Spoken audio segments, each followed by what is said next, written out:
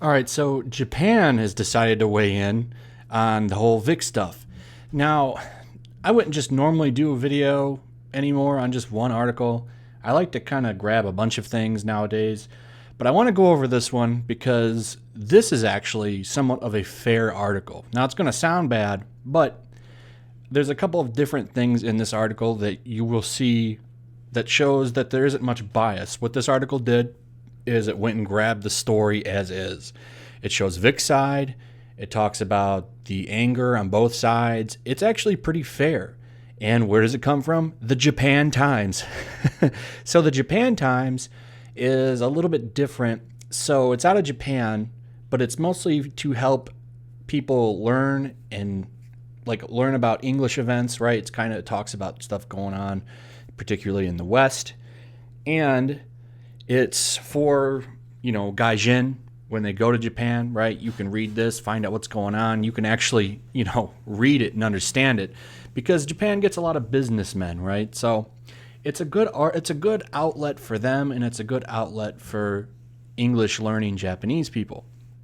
And of course, coming out of Japan, it actually has some good journalism. So this is actually a kind of unbiased article. It tells the story almost kind of from a neutral perspective, but it reports what is there, right? So I want to go over it because I got to tell you, I think a lot of people don't know, what an actual journalist writes like, because most of the stuff that we see here, especially in the U.S., is just pure garbage. And you just don't see a lot of stuff like this anymore. Not anymore. So I'm going to go through this and comment on it a little bit. And so it'll be a short video because it's not a very long article. Allegations, Royal U.S. Anime Conventions. So it starts off over the past 2 months. The movement breached the American anime convention industry. Most feel it was inevitable. Many say it's about time. Now see, that's two opinions, showing it from kind of both sides a little bit. The first salvo was fired in mid-January in the form of a Twitter thread accusing veteran American voice actor Vic Mignogna, has his two outlets here, DBZ, Full Metal, those are his big ones, of phobia and anti-behavior and unwanted contact. I'm not going to say those words for certain reasons. So, okay, so they're saying, here's some stuff. A thread accusing him, right? They're not saying for sure and to believe. It says accusing. So that's some good start here. If this was like a CNN article or something, they would say he's 100% guilty right there. So soon the charges from fans, some of whom claim they were underage at the time of the alleged transgressions, were joined from those from con staff members, professional cosplayers, and fellow voice actors, and an ex-fiance. So obviously, the ex-fiance is questionable. I don't think they had a good breakup. Fellow voice actors, we already knew about that, and there's the conspiracy stuff going on, and the cosplayers like Jesse Pridemore. The con staff members are literally people just saying that he was a jerk, and then of course we know he didn't want to sign the lolly art, which is ridiculous. That doesn't make him hate a certain group of people. But what they're doing is just reporting on what's out there. Now there's nothing really kind of outrage-inducing in here. This is just kind of reading the straight facts of what is known, right, from their perspective. Less than a week after the tweets dropped, Mignogna released a public statement rejecting the accusations, proclaiming the innocence of his intentions and apologizing to anyone who felt violated by his show of gratitude or support. So they throw in that he, right there at the top. Now, in like a American article, this right here, where he released his statement rejecting them, they would have put this all the way at the bottom. They would have put that all the way at the bottom. But here, it's right at the top. That's pretty nice. That you just don't see that, because the whole point of the American machine over here is just to destroy. So most people don't make it to the bottom of an article. That's kind of a thing. It's called a pyramid. I think it's just called pyramid of information. And you put so most people are only going to read an article to right here, right? And they're not going to finish it. So you put what is considered the least important information in the article at the bottom, right? I would say that his rejecting of the accusations is pretty important. And where do they put it? They put it right there at the top. That you will not see in a CNN or something. So some Twitter users, including those in the actor's fan club, aggressively defended Mignogna, or Mignogna. I'm sure I change it every time. The hashtags proliferated. Hashtag I stand with Vic and hashtag KickVic, and now hashtag Vic kicks back. So look how they just kind of show them there. The controversy expanded on January 30th when an article appeared on the Anime News Network site, one of the largest English language industry portals. Its headline, "Far from Perfect," was borrowed from Mignogna's personal apology to his fan club members. So far, like, all the information that's been introduced up into here has been pretty neutral. Like, I don't feel like they're bashing on him. I don't feel like they're misrepresenting what's going on. They're kind of just laying the story out, right? They're not in here saying, we got to do this or that. And I really do like that his accusation rejecting is right there. You don't see that. So Anime News Network's managing interest editor compiled first-hand accounts, mostly anonymous. I like how they put mostly anonymous, from a handful of fans and one cosplayer, all who felt mistreated, insulted, or physically victimized by Mignogna's actions. ANN also published photos of an actor embracing young autograph seekers. The article consolidated and legitimized the social media post. Now, this I don't like here. So I wish the author would have taken a second to look and have seen. So some of those photos, right, have been debunked, particularly the one where they blurred the girl's face out. And, she came forward and was like, yo, you're kind of just misrepresenting me here. Legitimizing the posts, that is, I don't agree with that either. The Anime News Network has been shown to be pretty biased. There's connections to certain people that have been throwing allegations out there. So right here, I don't agree with this part. This is sloppy work right here.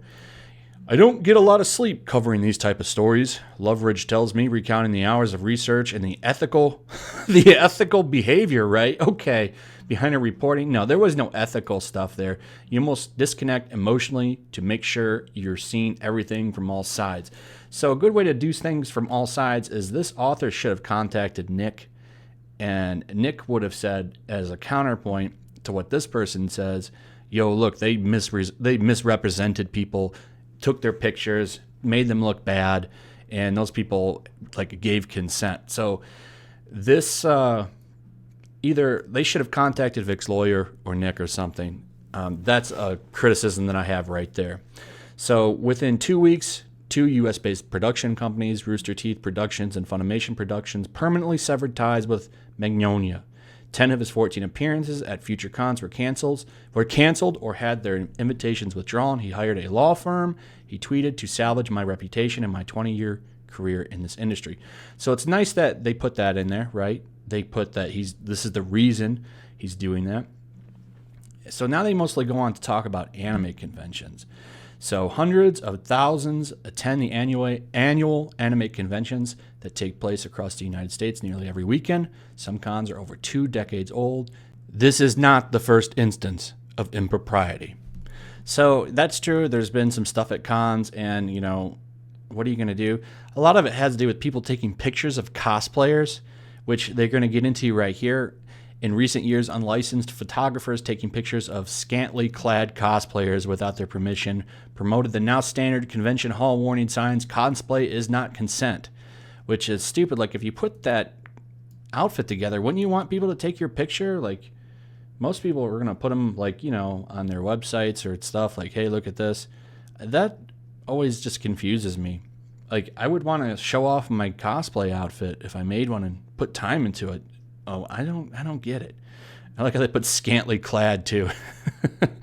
Last spring, one of the organizers of Houston's Anime Matsuri publicly apologized for unwanted behavior and advances after former attendees launched a campaign to boycott the con. In October, an Anime Con regular who hosted game shows at several cons announced his retirement after an alcoholic outburst resulted in his arrest for beating a cat. What? I'll have to look into this one. That's new. a Anime Con regular. I'll have to look into this, because now I don't know if they're tying this to Anime Matsuri or this is just another con. This is kind of confusing right here. But anyway, American voice actors, especially those who play roles in popular titles, have become quasi-celebrities in U.S. cons. This is true. People are waiting hours. Now, and they say right here, they go on to talk about how this isn't, like, this is new theirs. Because they point out here in the 1990s and mid-2000s, American voice actors weren't anything special. But lately, they have become a big thing, which is surprising. I never really looked at voice actors as American ones as a big deal. Like, to me, the Japanese people behind it are the real voices of the characters. I do like some dubs. I do like Full Metal Alchemist dubbed, actually, which I think has a lot to do with the American kind of Western setting for the show. So anyway, Jenny McManus, founder of We Run Anime Cons, a private Facebook group for con runners worldwide, believes that the Mignogna Storm marks a day of reckoning for U.S. convention organizers who may be guilty of looking the other way to maximize attendance and profits. So this bugs me a little bit because, of course, they're going to want to maximize attendance and profits. It's kind of a stupid line. But to be fair, most people haven't gotten this far down. Previously, she says rumors of bad behavior were just unsubstantiated enough that conventions could look past the ugliness, or else they were excused by the adoration and, frankly, badge sales shown to the difficult guests by the fans. These days appear to be over. So, they bring up a good point right here with this day. Selecting and running background checks on every guest may be too much to ask a convention staff, many of whom work as volunteers and don't have the time to conduct thorough screenings. How would you do background checks for every guest? That's just not feasible. Anime conventions are no different than any other convention. The most you could do is have a list of names, and if you see those names, you get them out of there. But that's not a feasible thing. I don't even want to go to a convention like that. Like, frankly, I would like to just assume people are there to have a good time, right? And I think most people are. I think most con runners put the con first, and the former director says guests in industry at Otakon, one of the largest, say they work part-time, so the vetting isn't really going to be as professional as it should be at big companies and teams with teams dedicated to that. Yeah, that's just not realistic. So, as with other allegations of misconduct in the era of hashtag M2, the rhetoric spewing from the Mignogna affair grow ugly and fast. In the hothouse horror show of social media, accusations presume guilt without proven evidence or legal proceedings, and defensives turn vitriolic, personal, and infantile. But I do like that they put this in here, that accusations presume guilt without proven evidence or legal proceedings. Now, this is a very nice little addition to this because it shows that they're acknowledging that there's no proof of this and you're guilty as soon as the accusations come out. It's really nice to see this in there. You wouldn't see this in an Anime News Network article. I'm going to tell you that right now. And this is why I wanted to go over this article, because I feel that it's a fair article, right? You're hearing a lot of stuff, particularly where they talked about Anime News Network, and I wish they would have contacted Vic's lawyer, but you still seeing a fair representation here. It's talking about the nastiness of Twitter, presumed guilty without any evidence or legal proceedings. That's like Shield Hero stuff. You're not going to get that here. But it is immediately followed up by something I don't like, where they talk about a former Funimation Productions marketing director, Lance Hezekiel, a con exhibitor for over a decade, says the reactions from the pro-Vic people harassing the people who came forward with their story has been severe. This backlash is cruel. I disagree when you have people like Jamie Marchi coming out and saying she wants his balls in his head. I think that the reaction of people is not going to be welcoming, and I don't think anyone's harassing. People are saying, I would like to see evidence. I would like to see factual stories. There's a lot of holes here. And to say the backlash is cruel, well, you don't come out and cruelly destroy a man's life like you've done. That's a little bit crueler. Like, okay, you can turn Twitter off, right? Vic can't turn this off. So at least they acknowledged that it's guilt with no proven evidence. I feel that I can let this go because of that. So after 2 months, the online from both sides shows no sign of abating. That's correct.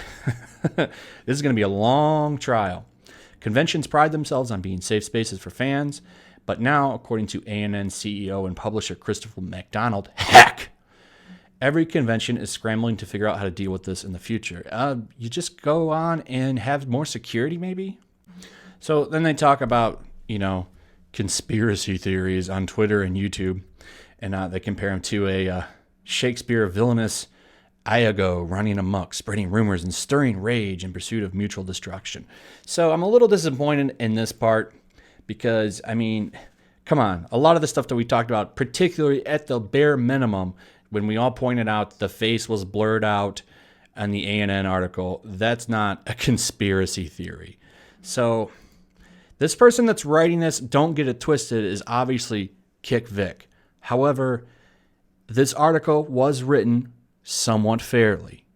And they say here at the end, which I liked, that when they say similar things like this haven't hit home in Japan, and they talk about how Japanese voice actors are superstars. That's true over there. That's true. You think Vic's a superstar, you go to Japan, these people are like movie stars over there. And they say that's the reason that this doesn't happen there is because domestic behavioral norms and expectations still hold firm despite globalization, the internet, and transcultural exchange. And says Tokyo-based Michelle Lee, an interpreter and frequent North American congoer. I wouldn't be surprised if something is going on behind the scenes, but it's likely we will not hear about it. That's because people in Japan have honor, and they will just directly probably either just find a way to make it not happen anymore or go to the authorities or something. They're not going to shame their family by doing stupid, reckless behavior like people like Jamie Marchi did. So this is written by a KickVic person. It's very obvious, but it was fair in some of its representation and the things that it talks about. It actually provides a pretty good timeline for everything that's happened. It's probably the most fair news outlet article I've seen. I like that they talked about how Twitter is like provoking a lot of hate because of the assumed guilty until proven innocent stuff.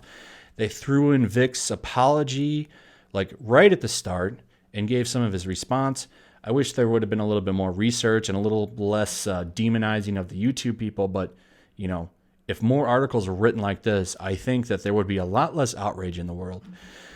Anyway, I really want to go over this because I think this is a more proper journalistic video, like journalistic example compared to what you're going to see in other places. And that was really the main reason I wanted to go over it. So make sure you're still subscribed, hit that notification bell, leave me your comments below on what you feel. How do you feel about this article? I want to hear from you. Do you think it was fair? Do you disagree with me? Do you think it was volatile? Let me know. I want to hear from you. Anyway, take care.